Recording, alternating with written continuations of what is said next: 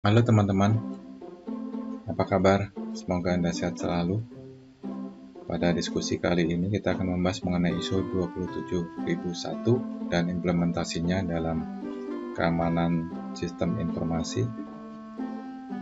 Kali ini kita akan membahas mengenai pengertian dari ISO 27001, dan itu juga nanti kita akan bahas juga mengenai keluarga ISO 27000 ya, juga implementasi ya, serta tidak lupa juga manfaat dari ISO 27001 ya, yang berkaitan dengan organisasi ya yang menerapkan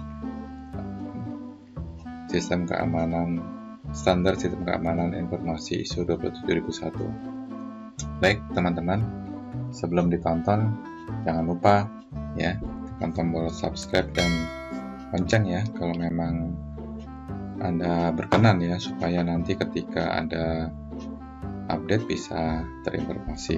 Juga nanti mungkin kalau setelah nonton ya merasa yakin dapat manfaat, boleh juga sih tekan tombol like ya. Dan share juga nggak apa-apa untuk amal ya, untuk amal jariah ya. Kita sama-sama menyebarkan informasi yang baik ya sebanyak mungkin. Terima kasih, selamat menyaksikan.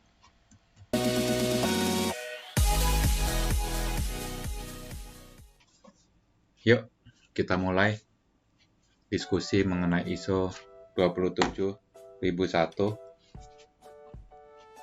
Diskusi ini nanti kita akan membahas mengenai ISO 27001 sebagai standar keamanan sistem informasi, atau bisa juga disingkat sebagai standar keamanan informasi. Isinya nanti di sini kita juga akan mendiskusikan pengertian dan keterkaitan ISO dan SNI. Prinsip dari ISO 27001 menjelaskan juga keluarga ISO 27000. Apa saja itu 27000 itu isinya, dan sedikit manfaat 27000. Apa sih ISO? Itu ya, banyak orang sering bicara ISO, tapi mungkin kita perlu juga memahami apa itu ISO supaya kita memiliki persepsi yang sama. Secara prinsip, ISO itu kan sebenarnya adalah badan yang menetapkan standar internasional ya. Singkatannya adalah International Organization for Standardization. Di sini singkatannya. Anggotanya siapa? Anggotanya adalah wakil-wakil dari Badan Standarisasi Nasional setiap negara. Negaranya ada berapa? Ada lebih kurang 130 negara. Secara etimologi, ISO itu adalah berasal dari bahasa Yunani yang artinya sama. Ya. Dan ISO tahun 1947 didirikan sebagai lembaga nirlaba internasional. Jadi jelas di sini ISO ini bukan organisasi yang bersifat berorientasi pada keuntungan. Fungsinya untuk membuat dan mensosialisasikan standar internasional untuk banyak bidang. Contoh, standar kartu ATM, ya, itu juga distandarkan, ya, disamakan seperti apa sehingga setiap perusahaan pembuat kartu ATM akan membuat kartu yang sama, ketebalan kertas, perkakas pertukangan, ya. Bukan kartu yang sama tapi standar yang sama. Ya. Nah, ini kira-kira penjelasan mengenai ISO. Nah, jadi kali ini kita sudah clear mengenai ISO. Nah, langsung kita mengarah ke ISO 27001 ya, 27001 2005 ya. Yang biasa disebut ISO 17799 ya. Ini merupakan standar keamanan yang diperuntukkan bagi institusi yang akan mengelola atau mengontrol informasi.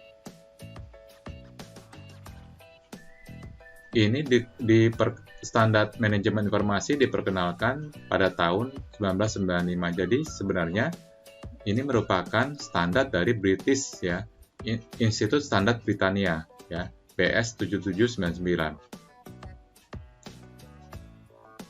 Jadi keterkaitan antara ISO 17799 ya, lantas dari ISO 17799 ya, selanjutnya dimasukkan ke dalam keluarga ISO 27000 ya. Jadi ini merupakan transformasi saja ya dari standar British menjadi standar ISO 27001 yang nanti kemudian akan direvisi menjadi 27001 2013 yang sebenarnya tidak ada perubahan-perubahan yang sangat prinsipal.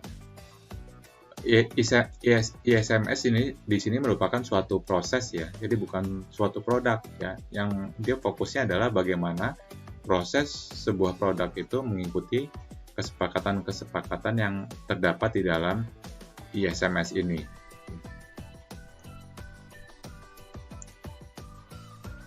Terus apa kaitannya antara ISO dan SNI? Di Indonesia, standar nasional Indonesia SNI itu merupakan satu-satunya standar yang berlaku secara nasional. Ya. SNI itu dirumuskan oleh komite teknis yang ada di dalam BSN itu. Nah, kita lihat diagram berikut ini ya. Di sini ISO itu didirikan oleh organisasi ISO yang terdiri dari 130 negara tadi ya. Lalu Indonesia ya memiliki badan standarisasi nasional yang membuat standar nasional Indonesia yang diadopsi dari ISO. Ya, jadi ada keterkaitan ya. Makanya nanti disebut SNI ISO 27001 ya tahun sekian. Nah, itu menunjukkan bahwasannya standar-standar yang digunakan, standar-standar yang dirancang oleh SNI itu tetap ya mengadopsi standar-standar internasional ya, sehingga memiliki sifat-sifat karakteristik sebagai standar internasional. Apa karakteristiknya di sini? Perumusan SNI mengikuti WTO Code of Good Practice. Nah, ini karakteristiknya. Yang pertama adalah openness ya. Salah satu ciri khasnya adalah atau keterbukaan yang menunjukkan bahwasannya semua informasi yang ada dalam standar tersebut terbuka untuk para pemangku kepentingan. Misalnya ya standar mengenai yang terkenal dulu helm ya, tentu dia harus terbuka ya, terbuka untuk semua pemangku kepentingan. Siapa pemangku kepentingannya? Ya produsen helm, juga termasuk pengguna, ahli ya, asosiasi, government, dan pihak-pihak lain yang terkait. Oke. Asas kedua adalah transparansi. Transparansi di sini artinya adalah transparan. Ya. Kenapa harus transparan? Supaya semua pemangku kepentingan itu bisa ya mengikuti terus ya perkembangan SNI ya, mulai dari awal ya, dari awal dibuat ya sebuah standar sampai pada akhirnya selesai ya, sehingga ketika di launching sebuah standar itu maka semua pihak bisa menerima dengan lapang dada ya, tidak merasa satu pihak diuntungkan ya, atau satu pihak lain yang diuntungkan, atau sebaliknya satu pihak diuntungkan, satu pihak lain dirugikan. Nah, ini juga salah satu kaidah dalam merumuskan SNI yang di sini disebut Code of Good Practice. Terus kaidah yang ketiga adalah adanya konsensus dan impartiality. Ya, konsensus dan tidak memihak atau netral ya. Jadi harus dalam merancang azas konsensus ini juga harus dikedepankan. Ya. Kenapa? Konsensus itu adalah kesepakatan. Jadi selain tidak memihak juga harus ada kesepakatan semua pihak ya. Karena semua pihak pasti ada kepentingannya ya. Tentu kepentingan antara produsen dan konsumen itu berbeda ya. Kepentingan produsen cuman biasanya berfokus ya, utamanya adalah pada keuntungan. Nah, tetapi kalau dari sisi konsumen, fokusnya adalah bagaimana dia bisa menikmati ya sebuah produk itu dengan kualitas yang maksimal ya. Nah, sehingga di sini perlu adanya konsensus dan tidak memihak standar itu. Terus yang selanjutnya effectiveness ya dan relevansi ya. Nah, di sini penting juga ya azas ini dikedepankan ya untuk memastikan bahwasanya produk yang atau standar yang dihasilkan ya itu juga memenuhi kriteria keefektifan ya dan relevansi ya. Nah, yang dimaksud di sini pastikan bahwasannya standar-standar yang digunakan itu bisa ya bisa digunakan ya. Jadi tidak menentang hukum alam ya. Ketika menentang hukum alam maka standar itu tidak akan terpakai ya. Artinya market akan menolak ya. Bahkan mungkin juga bertentangan dengan peraturan perundang-undangan yang berlaku. Ini juga bisa terjadi ya ketika asas-asas sebelumnya ya openness, keterbukaan, transparansi, konsensus dan impartiality tidak diberlakukan dengan sepenuh hati ya, sehingga nanti standar yang dihasilkan bisa jadi nggak efektif. Makanya, oleh karena itu standar yang dihasilkan juga harus diperiksa apakah cukup efektif ya dan relevan, supaya memastikan bahwasannya standar yang dihasilkan nanti tidak bertentangan ya dengan aturan-aturan atau bahkan bertentangan dengan hukum alam ya. Hukum alam itu maksudnya karakter dari pasar ya atau watak dari pengguna ya. Dia akan menolak tentunya ya, ketika sebuah produk itu tidak sesuai dengan apa yang diharapkan ya.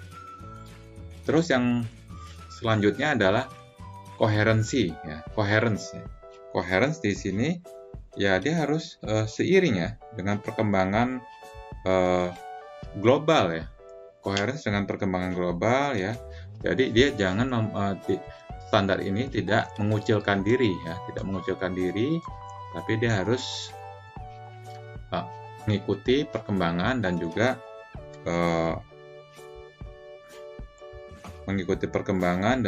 dia selalu update ya terhadap perkembangan, sehingga standar-standar yang dihasilkan itu nanti tidak usang. Jadi ini perlu diantisipasi ya, karena cepat sekali perubahan teknologi ya. Standar yang dibuat itu jangan sampai baru standar 1 hari dibuat sudah langsung usang ya, karena dia tidak mengikuti perkembangan global. Terus yang terakhir adalah dimensi pengembangan atau pembangunan ya, atau dimensi pengembangan aja ya. Di sini ya standar yang dihasilkan pastikan dia bisa juga justru mengembangkan. Artinya harus dengan standar ini ada daya saing, bukan justru dengan standar ini barang itu menjadi atau produk itu menjadi atau produk atau jasa itu menjadi tidak meningkat daya saingnya. Misalnya dalam konteks yang dulu terkena helm ya. Helm dengan adanya SNI ini, dengan mengikuti aturan SNI, artinya di standar keamanan dan sebagainya dan seterusnya, maka secara produk ya harusnya ini lebih terinformasi ya kualitas dari produk yang memiliki standar nasional Indonesia SNI ketimbang yang tidak. Artinya di sini pada akhirnya terpenuhi nilai-nilai daya saing ya.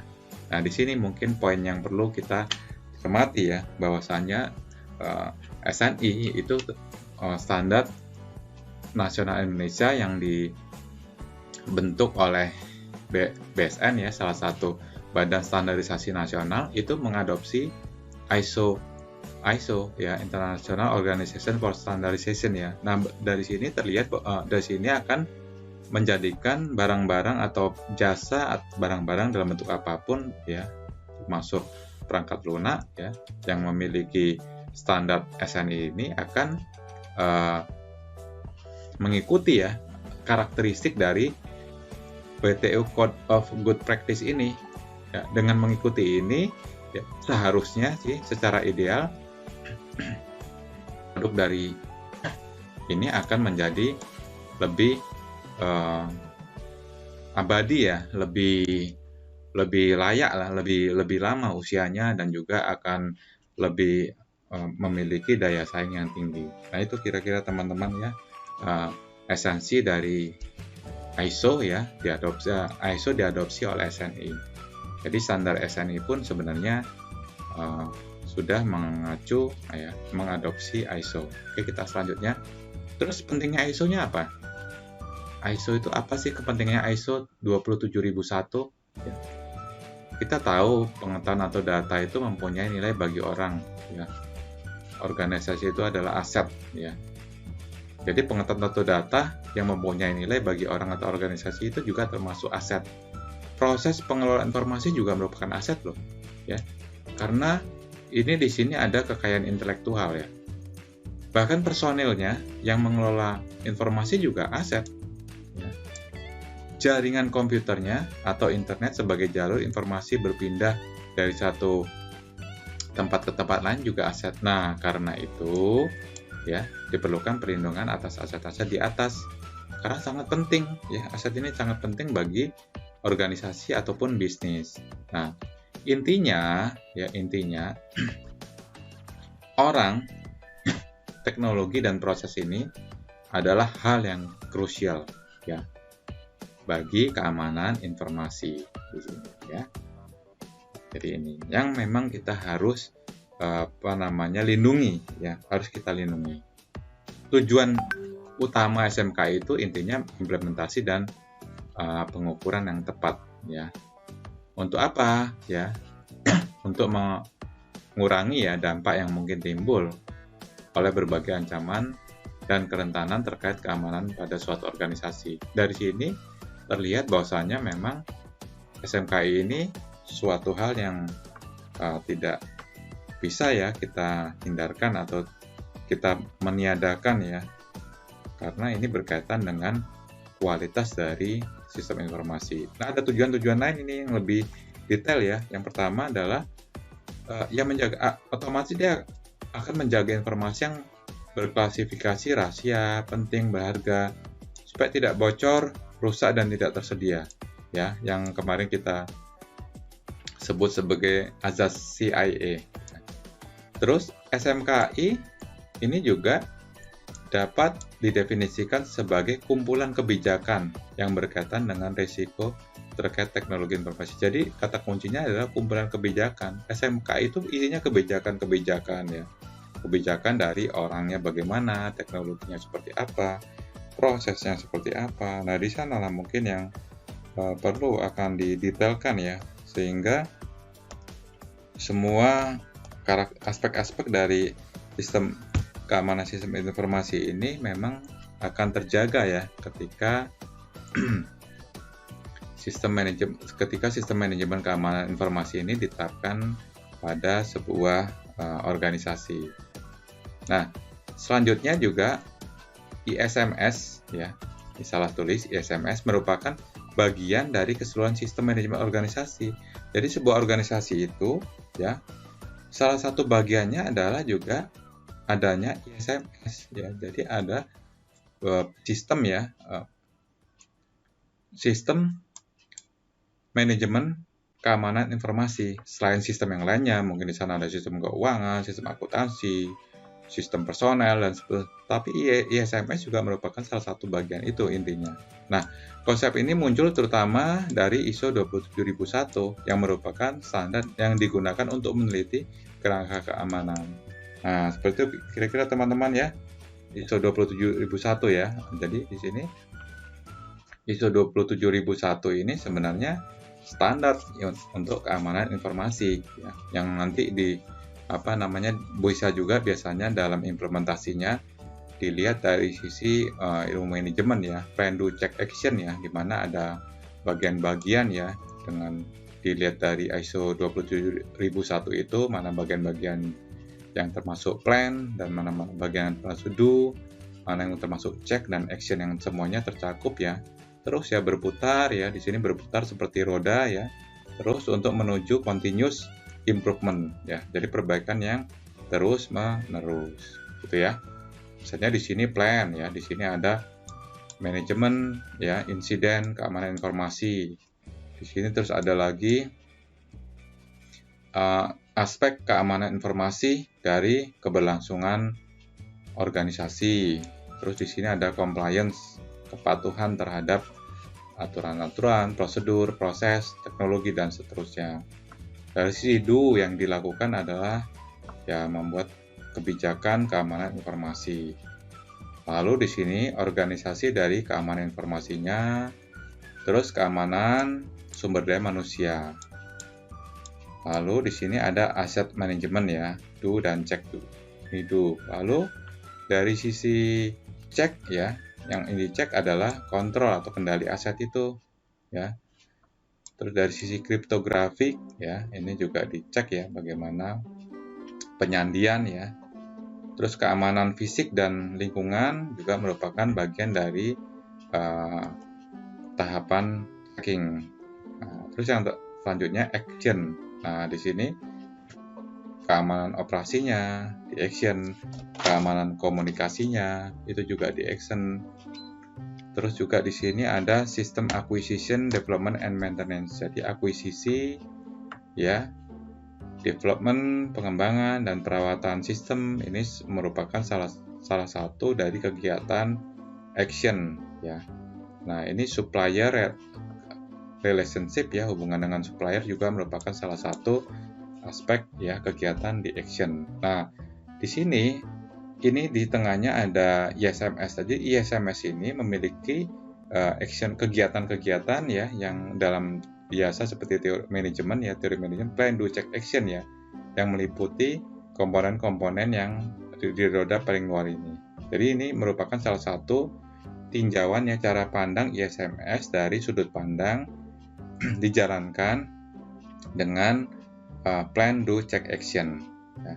Jadi seharusnya dari gambar ini dengan melakukan ISMS ya sebenarnya akan terjadi plan do check action dan seterusnya yang akhirnya sebenarnya ini menghasilkan sebuah organisasi yang memiliki atau keamanan informasi yang memiliki kegiatan continuous improvement ya. Artinya berjalannya dengan waktu ya ketika sebuah organisasi menerapkan ISMS, nah kualitas informasi yang dihasilkan ya, yang diproses, yang dihasilkan dan yang diproses itu akan meningkat ya, sehingga kesehatan dari sistem informasi dari perusahaan tersebut akan semakin baik dari hari ke hari, dan tentu saja implikasinya akan meningkatkan kepercayaan dari partisipan atau klien-kliennya. Oke, teman-teman ya. Kita lanjut. ISO atau ISMS SMKI ini setelah diadopsi SNI ISO itu sejak tahun 2005 ISO memang mengembangkan beberapa standar ya tentang keamanan sistem informasi yang dikenal dengan ISO 27000. Nah, dari standar ISO 27000 ini ya diadopsi oleh BSN ya sebagai standar nasional Indonesia, diberi nama SNI ISO. Di SNI yang diadopsi oleh ISO yang dulu disebut IEC ya, International Electrotechnical Commission ya. Nanti tolong dicek ini kata-kata ini. Ini 27000, 27001, 27002. Ini tahun-tahunnya tahun-tahun terakhir standar yang digunakan. Jadi clear sampai sini ya. Tapi kok ada ISO 27000 itu apa ya sebenarnya? Maksudnya apa sebenarnya? Nanti kita akan lihat apa sih ISO 27000 itu ya. Nah, di sini ada pertanyaan juga ya. Kenapa SNI? Kenapa harus SNI ISO 27000? Nah, di sini karena SNI berfungsi untuk mengelola keamanan informasi di seluruh Indonesia ya. Dengan SNI ini maka semua jenis ya dan derajat organisasi ya itu bisa menggunakan SNI ini, baik pemerintah, komersial atau yayasan, perkumpulan non-profit ya, perkumpulan UMKM, multinasional, perusahaan kecil, perusahaan besar, semuanya bisa menerapkan standar nasional Indonesia yang mengadopsi dari ISO 27000 untuk standar keamanan.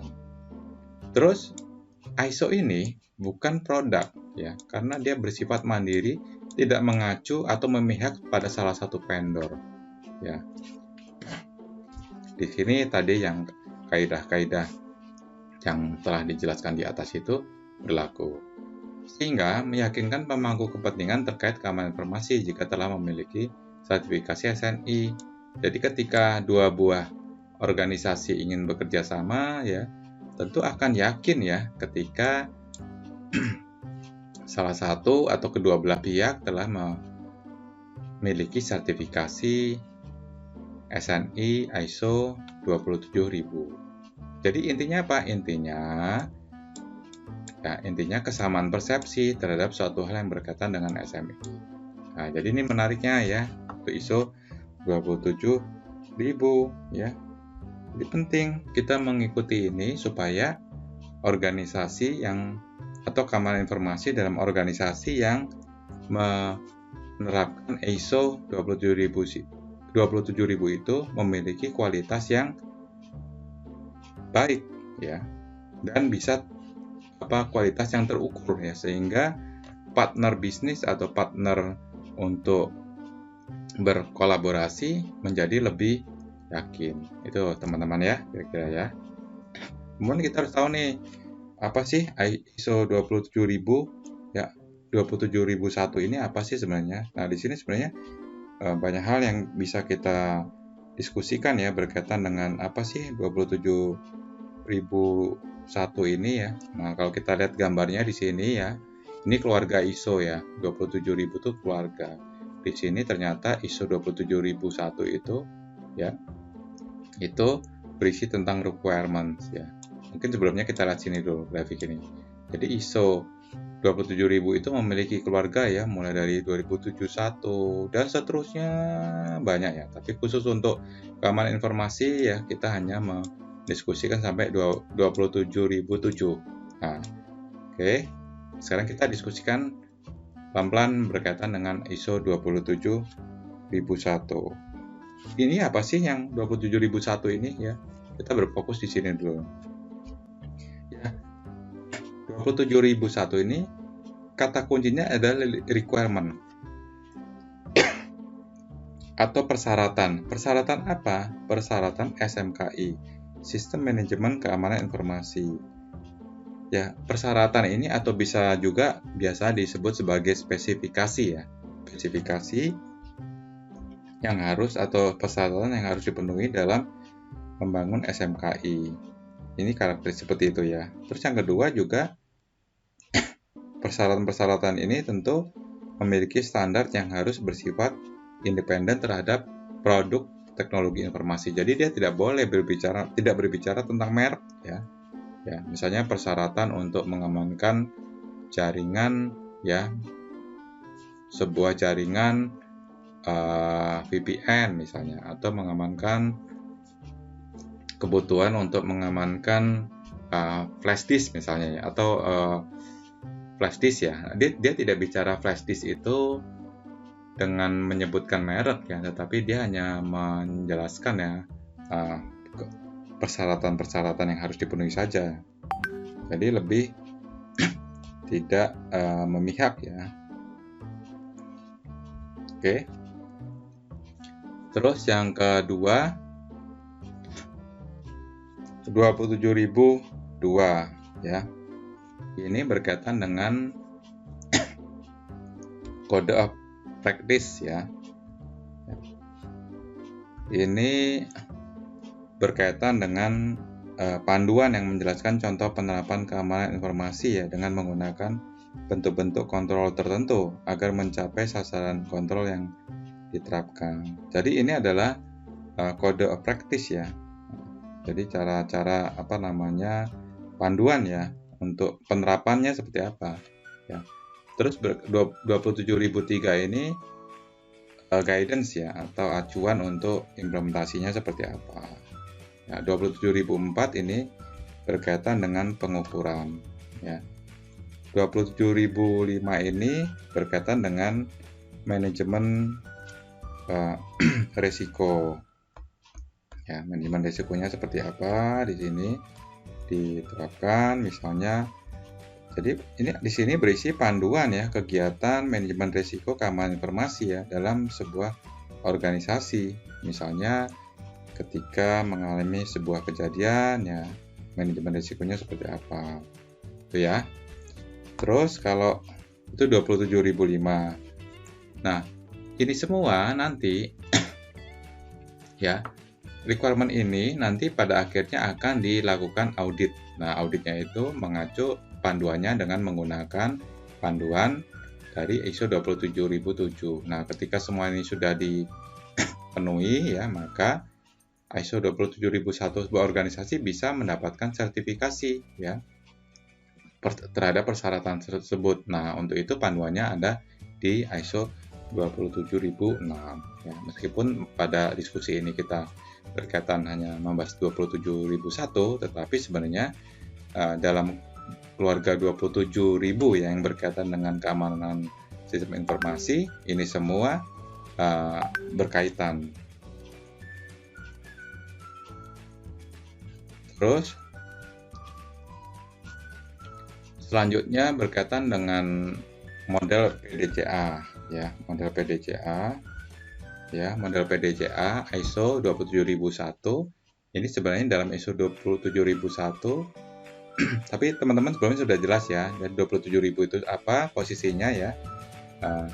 Saya review sedikit ya, 27.000 ini requirement ya, ini semuanya keluarga 27.000 ya, nanti saling berkaitan. Tapi dalam konteks ini adalah dalam konteks 27.000 yang berkaitan dengan keamanan informasi. Ya. Karena 27.000 pun sebenarnya banyak ya, tetapi kita tidak membahas semuanya. Selanjutnya, model PDCA dalam SNI ISO 27001 2013 itu sebenarnya bisa juga dipandang sebagai sudut pandang model PDCA ya. Artinya dalam SNI ISO 27001 ini sudah terkandung kegiatan plan, do, check, action. Dalam plan misalnya di situ ada bagian yang berkaitan dengan penyelenggaraan ISMS ya, penyelenggaraan ISMS ya. Keempat itu ada berisi tentang konteks, leadership ya, konteksnya apa, kepemimpinannya bagaimana, perencanaan seperti apa, supportnya seperti apa. Demikian juga do ini ada juga di poinnya di dalam ISO 27000 itu poin 8 operation ya. Di sini do itu adalah implementasi dan operate ISMS. Lantas untuk poin check itu adalah performance evaluation atau evaluasi terhadap kinerja. Di sini yang dilakukan cek biasanya monitor dan review ISMS. Terus yang terakhir ini action ya, maintain dan improve ISMS ya. Di sini ada juga di dalam tubuh ISO 27001 yaitu improvement. Jadi sesungguhnya model PDCA dalam SNI ISO 27001 ini ya, yang terus berputar ini akan menghasilkan keamanan informasi yang memperbaiki dirinya terus-menerus ya, sehingga seharusnya organisasi yang menganut atau menggunakan ISMS atau ISO 27001 ini harusnya akan menjadikan organisasi itu dapat ya diukur ya keamanan informasinya, sehingga ketika orang luar ingin melihat ya atau ingin berpartner ya, maka akan menjadi jelas ya kita ini berpartner dengan siapa, karakteristik keamanan informasinya seperti apa. Misalnya ketika salah satu komersial e-commerce ya, salah satu penjual toko online ya yang sudah menganut ISMS atau SNI ISO 27001, ketika terjadi sesuatu permasalahan ya, itu mudah di traceback ya. Di traceback itu mudah, dilacak ulang itu akan lebih mudah ya, karena seluruhnya dari plan, do, check, action ini standar proses ya. Ini mengikuti kaidah-kaidah di dalam ISO 27001. Baik ya. Jadi clear ya untuk kedudukan ISO 27001.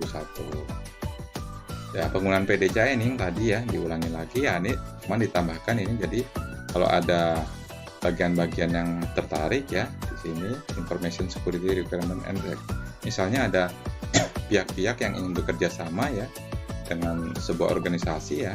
Nah, ini dia akan saling akan masuk ke dalam siklus PDCA ini ya. Maka akan menghasilkan keamanan informasi yang telah termanage atau terkelola dengan baik ya. Nah, jadi kalau di sini kan interest parties-nya merupakan keamanan informasi, kebutuhan keamanan informasi dan harapan, requirement dan harapan. Nah, di sini sudah terkelola. Oke. Lanjut. Nah, ini bagian akhir-akhir ini ya, pada prinsipnya semuanya itu harus bisa didokumentasikan ya. Nah, untuk dokumentasi ini sebenarnya pada prinsipnya ada level-levelnya ya. Level 4 ya, ini catatan-catatan ya. Catatan-catatan itu berisi ya, provide menyediakan bukti-bukti, bukti dan sasaran ya.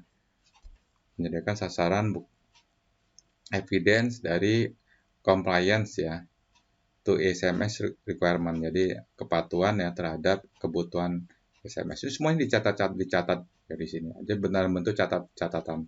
Nah, ketika level 3 ini meningkat dalam bentuk instruksi-instruksi kerja, checklist form. Jadi lebih teratur sifatnya ya. Ini menggambarkan bagaimana pekerjaan ya, aktivitas pekerjaan yang spesifik atau aktivitas spesifik itu dilakukan. Jadi sini lebih jelas ya. Berbeda dengan tadi catatan-catatan yang lebih berantakan ya. Nah, untuk level 2 ini lebih teratur dalam bentuk prosedur ya. Menggambarkan proses siapa, apa, kapan dan di mana ya hal tersebut ya dilakukan. Nah, level tertinggi ya untuk kebijakan kerangka kerja manajemen adalah level 1 ya. Jadi dalam bentuk nanti ISMS manual atau panduan untuk ISMS ya, atau SMKI ya, Sistem Manajemen Keamanan Informasi. Jadi ini nanti akan menjadi panduan. Ini kebijakan, cakupannya, terus penilaian risikonya, pernyataan dari untuk penerapannya. Nah, di sini terlihat bahwasanya pendekatan ini bisa menggunakan pendekatan yang sifatnya bottom up ya, bottom up. Jadi memang harus koneksi nih, harus nyambung antara record ya, terus juga ke level 3, ke level 2 dan ke level 1 ya. Ini kan teman-teman ya, semoga bisa menginspirasi. Jadi esensinya ini SMKI ya, itu pada prinsipnya pengelolaan keamanan informasi yang mencakup aspek CIA. Kembali lagi CIA ini menjadi kata kunci ya. Jadi ujung-ujungnya ini pengelolaan keamanan informasi ya, standar internasional, confidentiality, integrity dan availability. Pada akhirnya ini ya 27001 ini dengan tersertifikasi, maka sebuah organisasi akan memiliki confidentiality, integrity, availability yang terukur ya, bukan sempurna, terukur ya dengan kaidah-kaidah yang tadi telah dijelaskan ya, misalnya open ya, karena perolehan panduan itu tadi dijelaskan juga dari bawah, mengacu ya dari bawah sampai ke atas, maka panduan yang dihasilkan pun itu akan menjelaskan proses kerja dari keamanan informasi organisasi tersebut, sehingga organisasi lain yang ingin bekerja sama dengan organisasi yang telah tersertifikasi ISMS 27001 itu akan menjadi lebih percaya diri ya, karena memahami bahwasanya